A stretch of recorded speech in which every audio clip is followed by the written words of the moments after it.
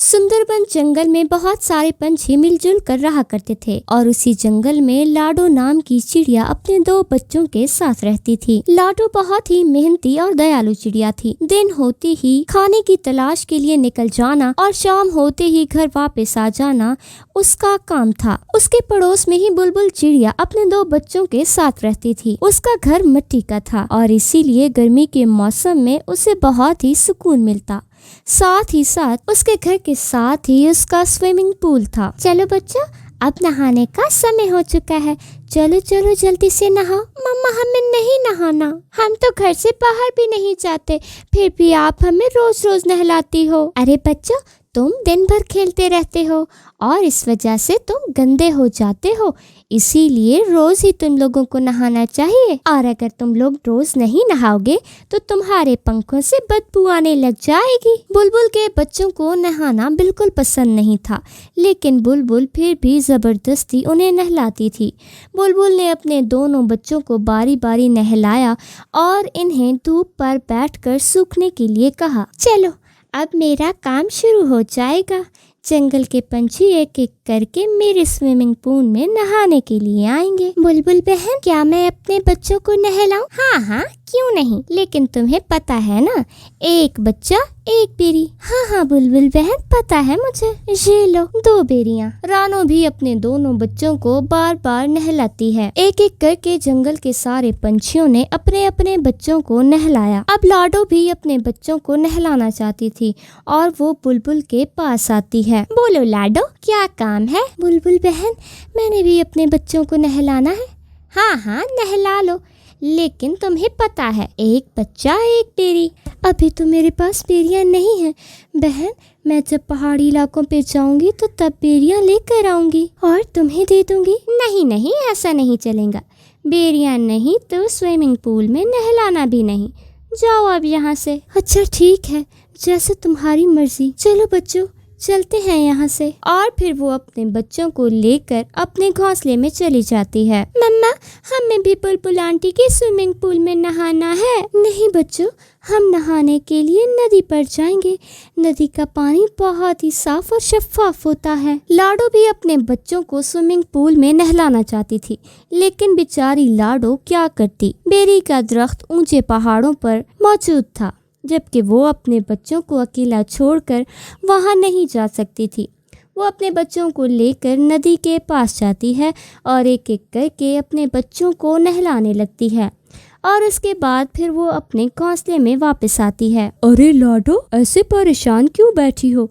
क्या कोई परेशानी है? अरे नहीं कालू भैया, कोई परेशानी नहीं है। सोनू मोनू को बुलबुल के स्विमिंग पूल में नहाने की बहुत इच्छा है, लेकिन वो नहाने के बदले में बेरियां मांगती है। अब बेरियां लाने के लिए मुझे बहुत ही दूर पहाड़ों पर जाना पड़ेगा और पीछे सोनू मोनू अकेले हो जाएंगे, इसीलिए मैंने अकेला छोड़कर भी यहाँ से नहीं जा सकती। बस इसीलिए थोड़ा परेशान हूँ। बस इतनी सी बात? अरे मैं हूँ ना, मैं पहाड़ी इलाकों में जाकर तुम्हारे लिए बेरियां लेता आऊँगा। वैसे भी मैं वहाँ जाता रहता हूँ। बड़े आए जाने वाले, क्यों आपके पास कोई दूसरा काम नहीं है क्या? यही हर किसी की मदद का ठेका उठाया हुआ है? ना बीवी का ख्याल है ना बच्चे का। आप एक काम करो, सारे पंछियों की मदद को चले जाओ। अरे गोरी, मैं तो ऐसे ही कह रहा था। असल में मैं पहाड़ी इलाकों में जाता रहता हूँ ना, इसीलिए मैंने ऐसा कहा। बहुत दिनों से जग्गू सेब मांग रहा है, उसकी मदद तो नहीं की आपने। अब आराम से सीधा सीधा अपने घर चलो, कोई जरूरत नहीं है किसी की भी मदद करने की। कालू कौवा गोरी को लेकर वहाँ से चला जाता है। मम्मी मम्मी, मुझे भी स्विमिंग पूल में नहाना है। अरे कोई जरूरत नहीं है तुम्हें वहाँ जाने की, मेरा बेटा ऐसे ही साफ सुथरा है। लाडो उदास बैठी थी कि तभी वहाँ पर भूरा कौवा आ जाता है। भूरे ने सारी बात सुन ली थी। लाडो, तुम परेशान क्यों होती हो? मैंने सभी सुन लिया है। तुम एक काम क्यों नहीं करती? तुम अपने बच्चों को मेरे पास छोड़ दो और तुम पहाड़ों पर जाकर बेरियां ले आओ। मैं तुम्हारे बच्चों का ख्याल रखूंगा। लाडो को भूरे कौवे पर बिल्कुल भी भरोसा नहीं था, लेकिन उसे अपने बच्चों को बेरी के बदले में स्विमिंग पूल पर नहलाना भी था, तो इसीलिए वो अपने बच्चों को भूरे के पास छोड़ने का फैसला करती है। लेकिन अपने इत्मीनान के लिए वो भूरे कौवे से कहती है, लेकिन तुम मेरी मदद क्यों कर रहे हो? असल में मुझे भी कई दिनों से बेरी खाने का बहुत मन कर रहा है, तो तुम आते समय मेरे लिए भी बेरी लेती आना। अच्छा ठीक है, मैं आते समय तुम्हारे लिए भी लेती आऊंगी। तो फिर ठीक है, मैं अब चलती हूँ। उसके बाद लाडो पहाड़ी इलाकों की तरफ चल पड़ती है। अरे वाह, ये तो बहुत अच्छा हुआ। मुझे पता चला है पहाड़ी इलाकों से हमारे जंगल में तूफान आ रहा है। अच्छा है, ये वहीं कहीं मर जाएगी और फिर मैं इसके 2 बच्चों को घर से बाहर फेंक दूंगा और खुद आराम से रहूंगा। लाडो के जाने के बाद भूरा कौवा उसके 2 बच्चों को बाहर कर देता है और घोंसले का दरवाजा बंद कर देता है। बच्चे अपनी माँ की याद में रोने लगते हैं। इधर लाडो जैसे जैसे आगे बढ़ने, उसी तरह तेज हवा भी बहुत बढ़ने लगी। लगता है मैं इस तेज तूफान में ज्यादा उड़ नहीं पाऊंगी। मगर लाडो चिड़िया हार मानने वालों में से नहीं थी। वो उड़ना जारी रखती है। बड़ी कठिनाइयों का सामना करते हुए वो आगे बढ़ती रहती है कि तभी सामने से मीनू मौसी उड़ती हुई आती है। अरे लाडो, ये क्या कर रही हो? बारिश के साथ साथ बहुत बड़ा तूफान भी आने वाला है, चलो मेरे साथ। अच्छा मौसी, मैं आई। वो दोनों वापस जंगल में आ जाती हैं। इधर उसके बच्चे तेज बारिश में भीग रहे थे। वो एक ऐसे पेड़ की डाली पर बैठ जाते हैं जहाँ पर बारिश का पानी कम आ रहा था। उसी पेड़ की डाली में किसी की आवाज आती है, बच्चों इधर आओ। बच्चे अंदर चले जाते हैं।